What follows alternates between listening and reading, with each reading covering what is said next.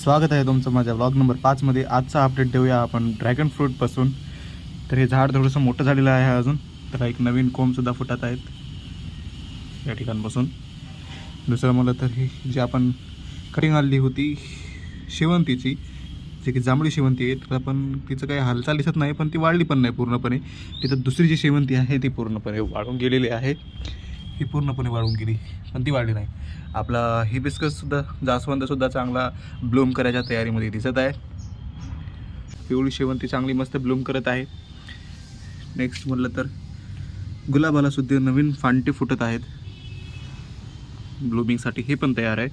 हे गुलाबसुद्धा तयार आहे, दोन्ही एकच गुलाब आहेत। मेन मला तर टमाट्याचं झाड बघायचं म्हणलं आपलं तर भरभरून टमाटे आलेले आहेत आहे। मग हे झाड असणार का ते तिकडचे दुसरे झाडं असतील। मागे तुळशीची पिंचिंग करायचं नको म्हणलं होतं, पण मी गेल्या वेळेस 2 दिवसाखाली मी पण पिंचिंग केली आणि त्याचा परिणाम तुम्ही पाहू शकता। आजूबाजूनं स्प्राउट्स निघलेले आहेत, छोटे छोटे फांटे निघलेले आहेत आजूबाजूनं। लहानपणी केलं असेल तर थोडी जास्त दाट झाली असती तुळशी।